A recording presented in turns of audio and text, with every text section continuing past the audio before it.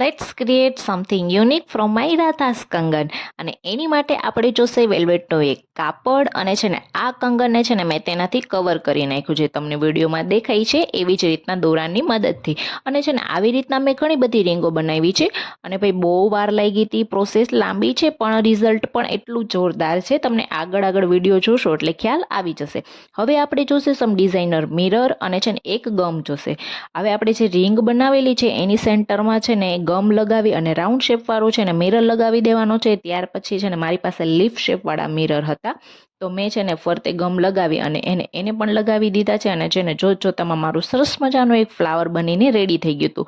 અને આવા છે ને મેં ઘણા બધા બનાવ્યા હતા, તમે વિડીયોમાં જોઈ શકો છો તેવી જ રીતના.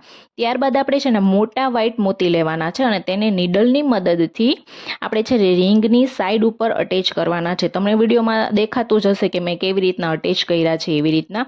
અને છે ને આપણે બધી રીંગ છે ને એવી રીતના મોતી સાથે અટેચ કરી દીધી છે. અને હવે છેડાની જે રીંગો છે ને તેની માટે આપણે હૂક બનાવવાનું છે, એટલે એમાં છે ને મેં નાના મોતી લીધા છે. તો મેં 10 નાના મોતી લીધા હતા અને પછી છે ને બે બાજુ એવી રીતના હૂક બનાવી દીધું છે. હવે તમને ખ્યાલ તો આવી જ ગયો હશે કે આપણે શું બનાવીએ છીએ, અને જો ના આવ્યો હોય તો હજુ પણ વેઇટ આગળ તમને ખબર પડી જ જશે. પછી છે ને મેં અલગથી બે રીંગો એમનેમ જ રાખી હતી, એનું મારે કંઈક અલગ બનાવવાનું હતું એટલા માટે. તો એની માટે તો છે ને મેં પહેલાં નાના મોતીથી છે ને હૂક બનાવી નાખ્યો, તો તમે વિડીયોમાં જોઈ શકો છો એવી જ રીતના એક મોટું મોતી રાખ્યું હતું ને પછી ઉપર હૂક રાખ્યું હતું. અને છે ને નીચે લટકણ જેવું બને ને એ માટે છે ને મેં બે મોટા મોતી અને છે ને વચ્ચે એક નાનું મોતી રાખ્યું હતું.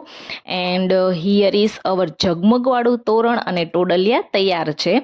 મેં માતાજીના મંદિર માટે બનાવ્યું હતું અને ભાઈ તમે જોઈ શકો છો કેવું બન્યું છે એ.